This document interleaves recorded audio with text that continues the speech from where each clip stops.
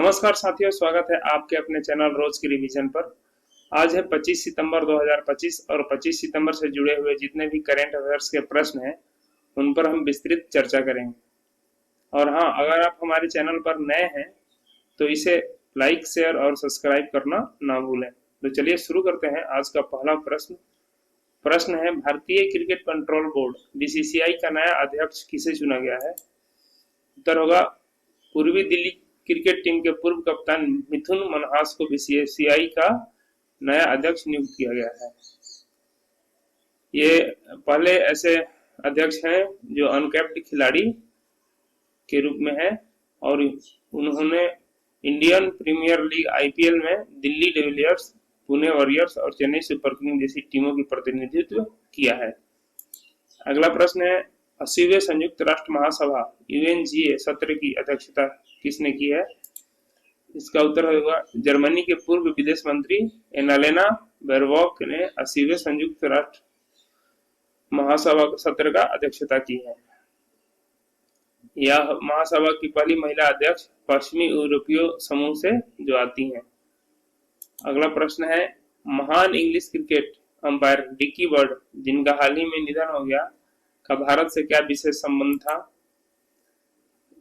उनका आखिरी test match 1996 में लॉर्ड्स में भारत के खिलाफ था, जो राहुल द्रविड़ और सौरव गांगुली का पदार्पण मतलब डेब्यू मैच था। विश्व क्रिकेट के महान अंपायरों में से एक थे और यह मैच द्रविड़ और गांगुली के करियर की शुरुआत का प्रतीक था। इनकी मृत्यु 92 साल की उम्र में हो गई है। अगला प्रश्न है, आईसीसी महिला क्रिकेट विश्व कप 2025 का आधिकारिक गीत ब्रिंग इट होम का गायिका कौन है? इसके गायिका श्रेया घोषाल है। यह महिला क्रिकेट विश्व कप का 13वां संस्करण होगा। इसका आयोजन 30 सितंबर से 2 नवंबर 2025 तक भारत और श्रीलंका में किया जाएगा। श्रेया घोषाल द्वारा गाया गया आधिकारिक गीत है यह ब्रिंग इट होम नाम का प्रेरणादायक गीत है एक, और महिला क्रिकेट को बढ़ावा देने के लिए यह गाया गया है। अजय द अनटोल्ड स्टोरी नामक फिल्म किसके जीवन पर आधारित एक बायोपिक है? एक बायोपिक फिल्म है ये। उत्तर होगा यह फिल्म उत्तर प्रदेश के मुख्यमंत्री योगी आदित्यनाथ के जीवन पर आधारित है। फिल्म के निर्देशन किया है रविंद्र गौतम ने किया है इसका निर्देशन। यह फिल्म शांतनु गुप्ता की किताब the monk who become chief minister पर आधारित है। इसमें अभिनेता अनंत जोशी ने योगी आदित्यनाथ की ओर से, परेश रावल ने उनके गुरु महंत आदित्यनाथ की भूमिका निभाई है। योगी आदित्यनाथ के सन्यासी से मुख्यमंत्री बनने तक की कहानी है। राजनीतिक बायोपिक फिल्म है ये। अगला प्रश्न है, केंद्रीय और राज्य सांख्यिकी संगठनों का 29वां सम्मेलन कहाँ आयोजित किया गया है? इसका उत्तर होगा इस सम्मेलन का आयोजन 25 से 26 सितंबर को चंडीगढ़ में किया गया है। सम्मेलन की थीम थी स्थानीय स्तर के शासन को सुदृढ़ बनाना है। अगला प्रश्न है, भारत पहल भारत इनिशिएटिव की शुरुआत किस संस्थान ने की है? उत्तर होगा भारत पहल की शुरुआत IISc बेंगलोर ने किया है। भारतीय विज्ञान संस्थान बेंगलुरु की पहल है यह। अनुसंधान और विकास को बढ़ावा देने के लिए किया गया है। भारतीय वैज्ञानिक समुदाय को मजबूत बनाने के उद्देश्य है इसका, और तकनीकी नवाचार और शोध को में सुधार करना। अगला प्रश्न है, बिहार सरकार ने राज्य की सभी नौकरियों में महिलाओं के लिए कितने प्रतिशत आरक्षण की घोषणा की है? तो 35%। राज्य के सभी सरकारी नौकरियों में 35% आरक्षण है महिलाओं का। अगला प्रश्न है, किस भारतीय अस्पताल ने बिम्स्टेक देशों के लिए कैंसर देखभाल प्रशिक्षण कार्यक्रम शुरू किया? यह कार्यक्रम टाटा मेमोरियल अस्पताल मुंबई द्वारा शुरू किया गया है।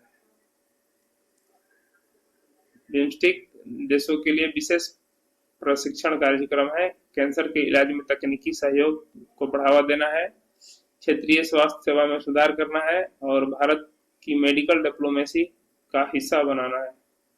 टाटा मेमोरियल अस्पताल की अंतर्राष्ट्रीय पहल है। अगला प्रश्न है, परिवार दत्तक ग्रहण कार्यक्रम के तहत टीबी रोगियों की जांच को शामिल करने वाला पहला राज्य केंद्र शासित प्रदेश कौन बना है? उत्तर होगा, यह पहल करने वाला पहला केंद्र शासित प्रदेश पुदुचेरी है। टीबी उन्मूलन की दिशा में अभिनव पहल है। परिवार दत्तक ग्रहण कार्यक्रम का विस्तार सामुदायिक स्वास्थ्य सेवा में सुधार करना है। टीबी रोगियों की बेहतर देखभाल के लिए पुदुचेरी की अग्रिम भूमिका रही है। अगला प्रश्न है, नवीनतम आईपीएल ब्रांड मूल्यांकन के अनुसार सबसे मूल्यवान टीम कौन सी बनी है? सबसे मूल्यवान टीम रॉयल चैलेंजर्स बेंगलोर मतलब आरसीबी बनी है। आईपीएल में सबसे मूल्यवान फ्रेंचाइजी है, इसका ब्रांड वैल्यू में शीर्ष स्थान पर है। विराट कोहली जैसे स्टार खिलाड़ियों का योगदान है इसमें। प्रशंसकों का व्यापक आधार, मार्केटिंग और ब्रांडिंग में सफलता। अगला प्रश्न है, अंतरराष्ट्रीय क्रिकेट के तीनों प्रारूप टेस्ट, वनडे और टी20 में शतक लगाने वाली पहली महिला क्रिकेटर कौन बनी है?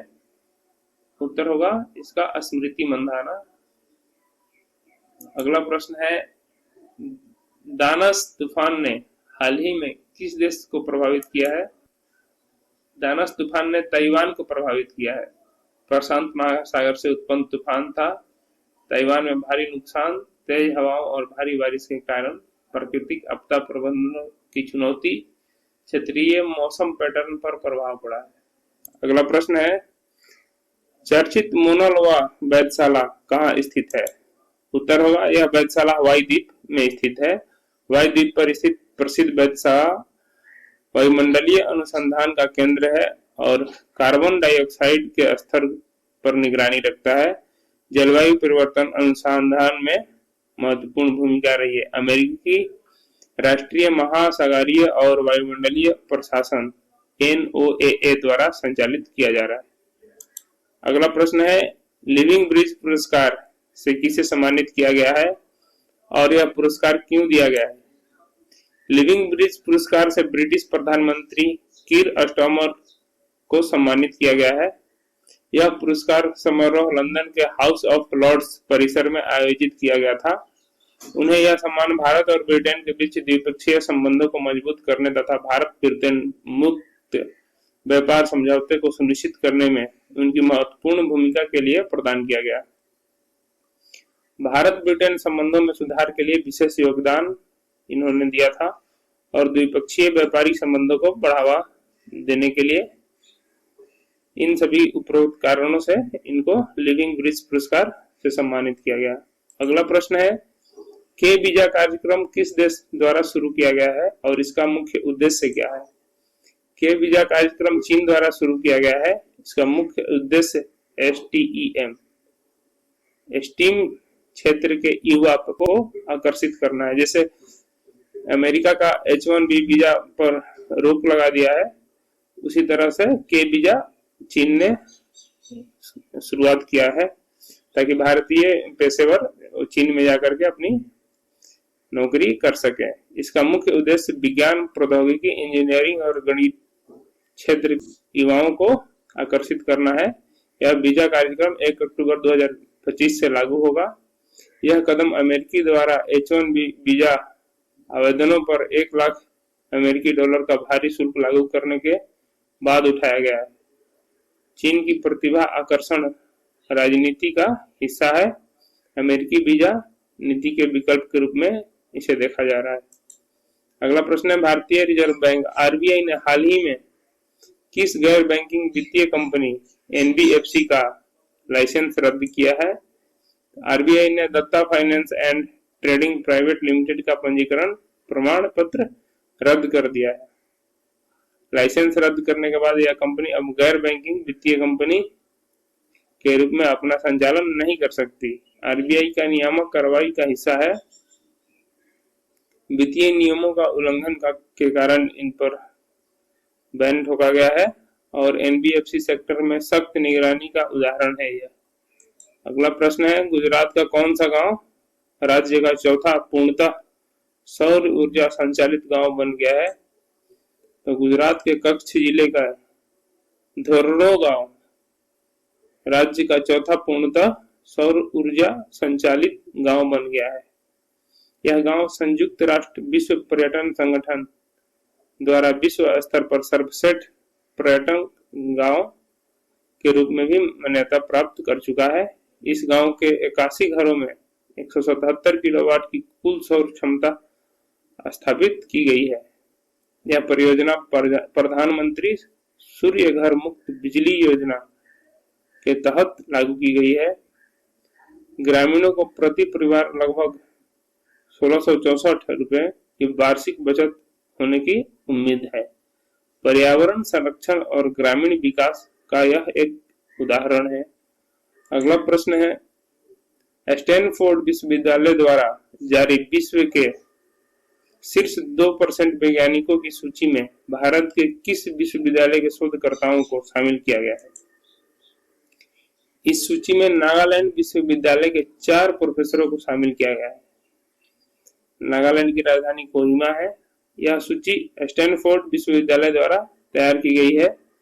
शामिल किए गए 4 प्रोफेसर हैं प्रोफेसर अमरीश सिंह रसायन विज्ञान से आते हैं, प्रोफेसर जोगेंद्र सिंह वनस्पति विज्ञान, प्रोफेसर प्रभाकर शर्मा कृषि और अभियांत्रिक, प्रोफेसर प्रणव कुमार प्रभाकर ये जैव प्रौद्योगिकी से आते हैं।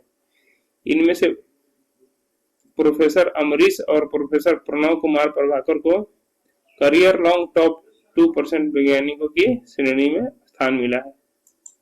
अगला प्रश्न है, वर्ल्ड फूड इंडिया 2025 का आयोजन कहाँ किया गया और इसका मुख्य उद्देश्य क्या है? नई दिल्ली में भारत मंडपम में आयोजित किया गया है। मुख्य उद्देश्य भारत को दुनिया की खाद्य की टोकरी बनाना है।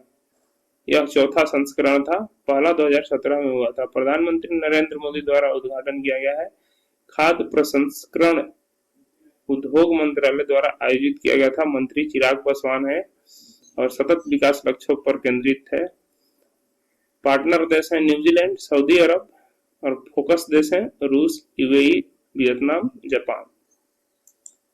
अगला प्रश्न है, 28वीं ई गवर्नेंस बैठक कहाँ आयोजित की गई है और जूरी अवार्ड किसे मिला गया?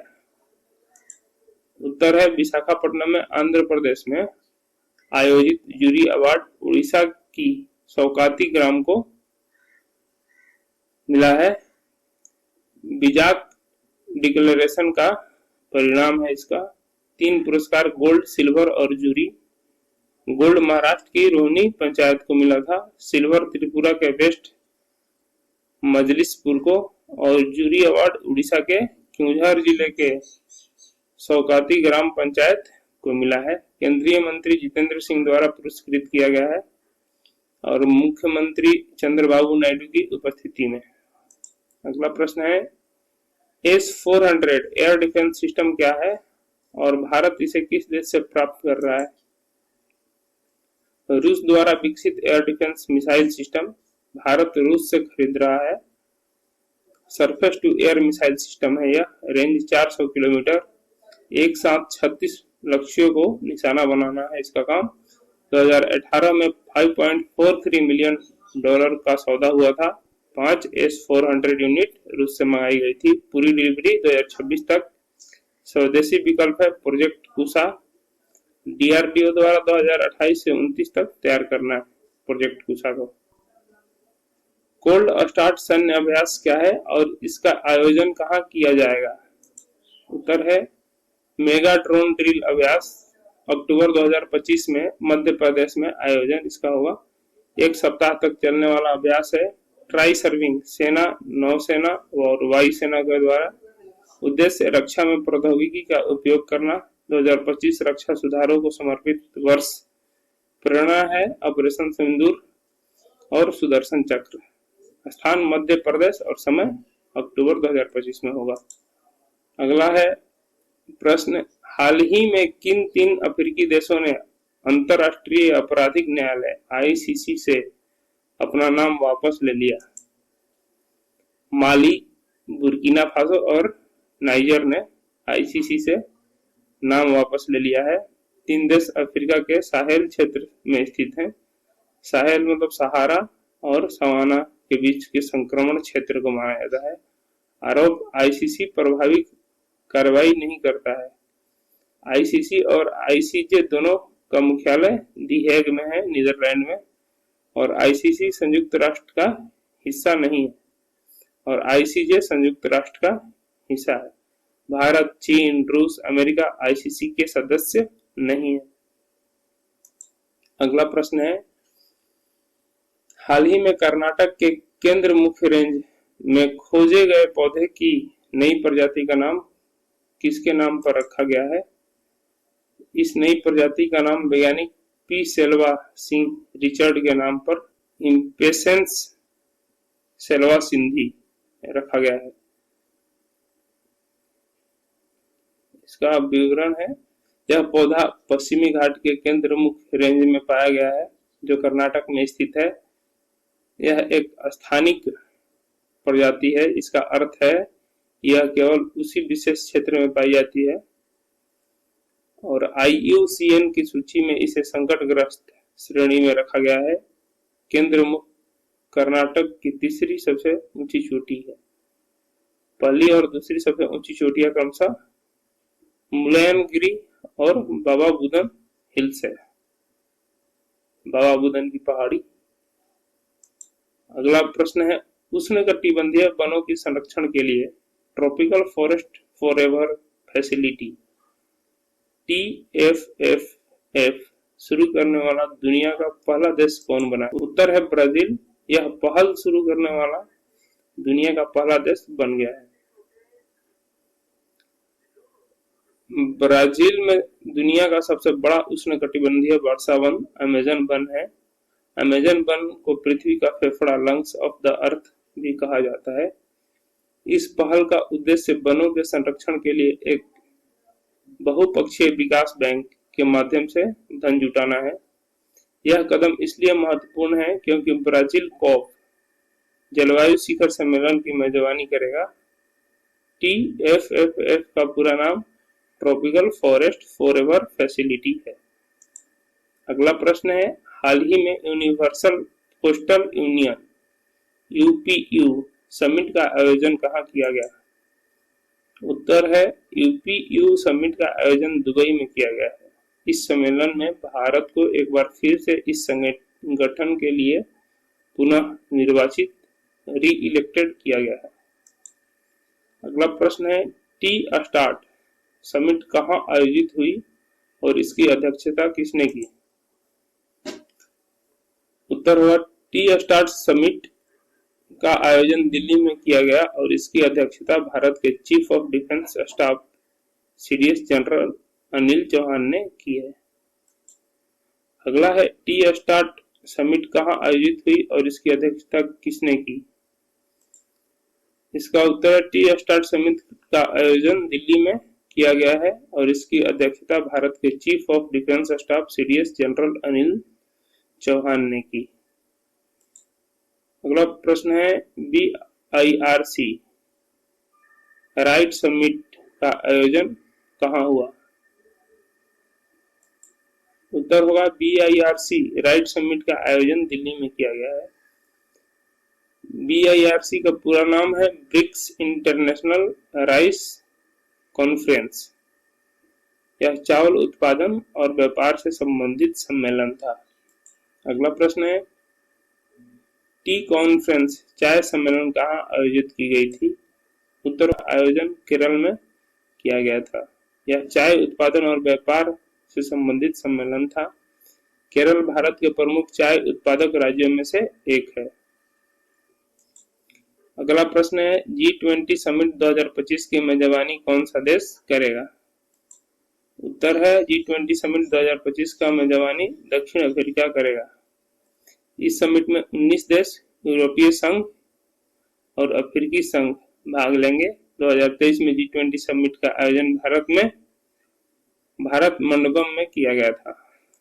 अगला प्रश्न है, G7 समिट 2025 का आयोजन कहाँ किया गया? उत्तर होगा G7 समिट 2025 का आयोजन कनाडा में किया गया। G7 में शामिल देश हैं America, Canada, Britain, France, Germany, Italy और जापान। यह दुनिया की सबसे बड़ी अर्थव्यवस्थाओं का समूह है। अगला प्रश्न है, हाल ही में ब्रिक्स समिट कहाँ आयोजित हुई है? तो ब्रिक्स समिट का आयोजन ब्राजील में। अगला प्रश्न है, 71वें राष्ट्रीय फिल्म पुरस्कार समारोह का आयोजन कहाँ हुआ और पुरस्कार किसने वितरित किए? यह पुरस्कार समारोह दिल्ली में आयोजित हुआ और भारत की राष्ट्रपति द्रौपदी मुर्मू ने इस पुरस्कार को वितरित किया। अगला प्रश्न है, युद्ध अभ्यास किन दो देशों के बीच एक सैन्य अभ्यास है और इसका आयोजन कहाँ किया जाएगा?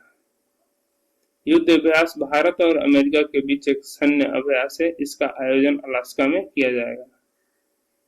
यह भारत और अमेरिका के बीच नियमित सैन्य अभ्यास है, इसका उद्देश्य दोनों देशों की सेनाओं के बीच तालमेल बढ़ाना।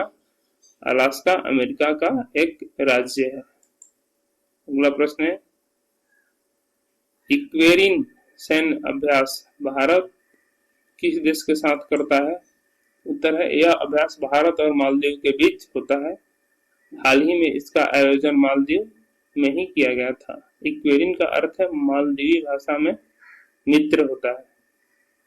यह भारत मालदीव के बीच नियमित सैन्य अभ्यास है, इसका उद्देश्य दोनों देशों के बीच रक्षा सहयोग बढ़ाना है।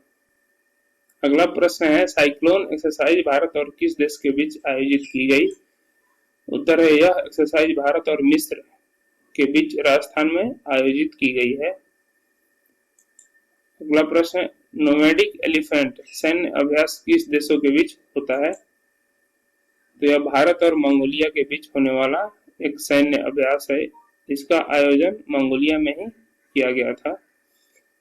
भारत मंगोलिया के बीच नियमित सैन्य अभ्यास है, मंगोलिया में आयोजित की गई थी। इसकी दोनों देशों के बीच रक्षा सहयोग को मजबूत बनाने का उद्देश्य है इसका। अगला प्रश्न है, गरुण अभ्यास किन दो देशों के बीच वायु सेनाओं का अभ्यास है? तो यह भारत और फ्रांस की वायुसेना के बीच का अभ्यास है। आधुनिक युद्धक विमानों का प्रयोग किया जाता है इसमें। अगला प्रश्न है, मित्र शक्ति अभ्यास भारत और किस देश के साथ करता है? तो मित्र शक्ति अभ्यास भारत और श्रीलंका के बीच होता है। अगला प्रश्न है, वज्र प्रहार अभ्यास भारत और किस देश के बीच आयोजित किया जाता है? तो वज्र प्रहार भारत और अमेरिका के बीच एक सैन्य अभ्यास है और भारत अमेरिका के बीच विशेष बल स्पेशल फोर्स का अभ्यास है। यह आतंकवाद विरोधी अभियानों पर केंद्रित रहता है। दोनों देशों के विशेष बलों के बीच तकनीकी सहयोग को बढ़ाना इसका उद्देश्य है। अगला प्रश्न है, संप्रीति अभ्यास किन दो देशों के बीच एक संयुक्त सैन्य अभ्यास है? उत्तर होगा, यह भारत और बांग्लादेश के बीच एक संयुक्त सैन्य अभ्यास है। सीमा सुरक्षा और आतंकवाद विरोधी अभियानों पर फोकस करना इसका लक्ष्य है। अगला प्रश्न है, अंतिया क्या है और यह क्यों चर्चा में है? अंतिया यूरोप का एक आतंकवादी संगठन है जिसे 1930 में बनाया गया था। अमेरिका इसे वैश्विक आतंकवादी संगठन घोषित करने की योजना बना रहा है। इस संगठन पर चार्ली किर्क की हत्या का आरोप है। अगला प्रश्न है, अंतरराष्ट्रीय आपराधिक न्यायालय आईसीसी और अंतरराष्ट्रीय न्यायालय आईसीजे के बीच मुख्य अंतर क्या है? मुख्य अंतर यह है कि आईसीजे संयुक्त राष्ट्र यूएन का प्रमुख अंग है, जबकि आईसीसी एक स्वतंत्र संस्था है और यूएन का हिस्सा नहीं है। दोनों का मुख्यालय है दी हेग में, नीदरलैंड में है। आईसीसी राज्यों या देशों के बीच आपराधिक विवादों जैसे नरसंहार को देखता है, न कि व्यक्तिगत मामलों को। आईसीजे में 15 जज होते हैं जिसका कार्यकाल 9 साल का होता है। भारत, रूस, चीन और अमेरिका जैसे देश आईसीसी के सदस्य नहीं है। अगला प्रश्न है, एशियाई विकास बैंक एडीबी का मुख्यालय कहाँ है? एडीबी का मुख्यालय मनीला फिलीपींस में है। एशिया प्रशांत क्षेत्र के विकास के लिए स्थापित किया गया है। 1966 में स्थापना हुई थी और भारत इसका संस्थापक देश है। अगला है विश्व आर्थिक मंच, वर्ल्ड इकोनॉमिक फोरम का मुख्यालय कहाँ स्थित है? इसका मुख्यालय जेनेवा स्विट्जरलैंड के पास क्लोंगनी में है। वार्षिक दावोस सम्मेलन का आयोजन करता है। यह वैश्विक आर्थिक नीतियों पर चर्चा का मंच है। 1971 में इसकी स्थापना हुई थी। अगला प्रश्न है आसियान का मुख्यालय कहाँ है? आसियान का मुख्यालय जकार्ता इंडोनेशिया में है। दक्षिण पूर्व एशियाई देशों का संगठन है। 1967 में इसकी स्थापना हुई थी और 10 सदस्य देश हैं इसके। भारत इसका संवाद भागीदार है। अगला प्रश्न ओपेक का मुख्यालय कहाँ है? ओपेक का मुख्यालय वियना ऑस्ट्रिया में है। पेट्रोलियम निर्यातक देशों का संगठन है। 1960 में स्थापना और वैश्विक तेल की कीमतों को प्रभावित करता है यह, और भारत इसका सदस्य नहीं है। अगला प्रश्न है 71वें राष्ट्रीय फिल्म पुरस्कार में सर्वश्रेष्ठ अभिनेता बेस्ट एक्टर का पुरस्कार किसे मिला है? यह पुरस्कार 2 अभिनेताओं को संयुक्त रूप से दिया गया है। शाहरुख खान को फिल्म जवान के लिए और विक्रांत मैसी को फिल्म 12th फेल के लिए। अगला प्रश्न है 71वें राष्ट्रीय फिल्म पुरस्कार में सर्वश्रेष्ठ अगला प्रश्न है 71वें राष्ट्रीय फिल्म पुरस्कार में सर्वश्रेष्ठ अभिनेत्री का पुरस्कार किसे मिला है? यह पुरस्कार रानी मुखर्जी को उनकी फिल्म चटर्जी वर्सेज नॉर्वे के लिए दिया गया है। रानी मुखर्जी की सर्वश्रेष्ठ अभिनेत्री को पुरस्कार दिया गया है फिल्म चटर्जी वर्सेज नॉर्वे। यह एक सामाजिक मुद्दों पर आधारित फिल्म थी। अगला प्रश्न है नरसिम्हा राव अवार्ड से किसे सम्मानित किया गया? यह पुरस्कार पूर्व प्रधानमंत्री मनमोहन सिंह को दिया गया है। राजनीतिक और आर्थिक सुधारों के लिए पीवी नरसिम्हा राव के नाम पर स्थापित यह पुरस्कार है। अगला प्रश्न है times magazine kids of the year का खिताब किसने जीता? यह खिताब तेजस्वी मनोज ने जीता है। तेजस्वी मनोज को किड्स ऑफ द ईयर का खिताब मिला था। टाइम्स मैगजीन के द्वारा प्रदान किया जाता है। युवा उपलब्धियों के लिए सम्मानित किया गया। अगला प्रश्न है दुबई में कैमल इंटरनेशनल अवार्ड किसे प्रदान किया गया? यह पुरस्कार पलक्कड़ को दिया गया। पलक्कड़ केरल को अंतर्राष्ट्रीय पुरस्कार दुबई में आयोजित समारोह में प्रदान किया गया। शहरी विकास और प्रगति के लिए सम्मानित। अगला प्रश्न है राष्ट्रीय शिक्षक पुरस्कार 2025 किस राज्य को मिला है? यह पुरस्कार सिक्किम को प्रदान किया गया है। सिक्किम को राष्ट्रीय शिक्षक पुरस्कार 2025 प्राप्त हुआ। शिक्षा के क्षेत्र में उत्कृष्ट कार्य के लिए सम्मानित किया गया है। राज्य स्तर पर शिक्षा की गुणवत्ता में सुधार के लिए। नेशनल धन्वंतरी आयुर्वेद अवार्ड क्या है? यह एक नया पुरस्कार है जिसे आयुर्वेद दिवस के अवसर पर गोवा में लॉन्च किया गया। यह पुरस्कार 5 अलग अलग श्रेणियों में दिए जाएंगे। आयुर्वेद दिवस के अवसर पर गोवा में लॉन्च किया गया है। 5 अलग अलग श्रेणियों में पुरस्कार आयुर्वेद के क्षेत्र में योगदान के लिए। धन्वंतरी को आयुर्वेद का देवता माना जाता है। अगला प्रश्न है रस हंसना क्या है और यह किस समुदाय द्वारा मनाया जाता है? रस हंसना यहूदी समुदाय का 9 वर्ष त्योहार है जो मुख्य रूप से इजराइल में मनाया जाता है। हिब्रू भाषा में इसका अर्थ है वर्ष का प्रमुख, हेड ऑफ ईयर होता है। पारसी 9 वर्ष को किस नाम से जाना जाता है? उत्तर होगा पारसी 9 वर्ष को नवरोज के नाम से जाना जाता है और यह मुख्य रूप से ईरान में मनाया जाता है। अगला प्रश्न है विश्व रोज डे कब मनाया जाता है और यह किसे समर्पित है? विश्व रोज डे 22 सितंबर को मनाया जाता है और यह कैंसर रोगियों को समर्पित है। अंतर्राष्ट्रीय सांकेतिक भाषा दिवस कब मनाया जाता है? यह दिवस 23 सितंबर को मनाया जाता है। अगला प्रश्न है विश्व नारियल दिवस कब मनाया जाता है?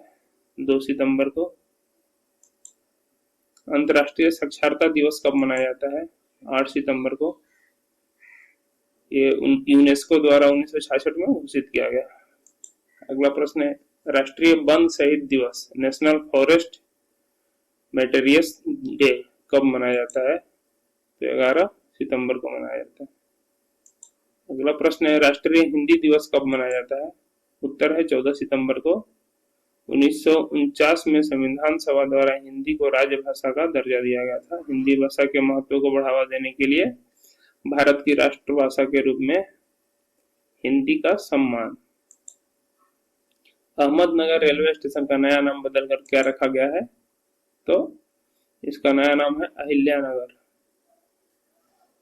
अगला प्रश्न है, आईसीसी ने हाल ही में किस देश के क्रिकेट बोर्ड को निलंबित कर दिया है? आईसीसी ने यूएसए के क्रिकेट बोर्ड को निलंबित कर दिया है। निलंबन का कारण यूएसए क्रिकेट बोर्ड द्वारा आईसीसी के नियमों का पालन न करना था। इस वजह से यूएसए की टीम लॉस एंजल्स में 2028 में होने वाले ओलंपिक में टी20 क्रिकेट में भाग नहीं ले पाएगी। आईसीसी के शासन और प्रशासनिक नियमों का उल्लंघन का आरोप है इन पर, और ओलंपिक में क्रिकेट की वापसी के लिए यह एक बड़ा झटका है। अगला प्रश्न है, अग्नि 4 मिसाइल की मुख्य विशेषता क्या है? अग्नि 4 एक सतह से सतह पर मार करने वाली मिसाइल है। मध्यम दूरी के बैलिस्टिक मिसाइल है यह। रेंज लगभग 4000 किलोमीटर। भारत की रक्षा क्षमता में महत्वपूर्ण योगदान है। डीआरडीओ द्वारा इसका विकास किया गया। अगला प्रश्न है, थार्ड क्या है? Third terminal high altitude area defence एक अमेरिकी एयर डिफेंस सिस्टम है। अमेरिका ने यह सिस्टम दक्षिण कोरिया और इजराइल को भी दिया है।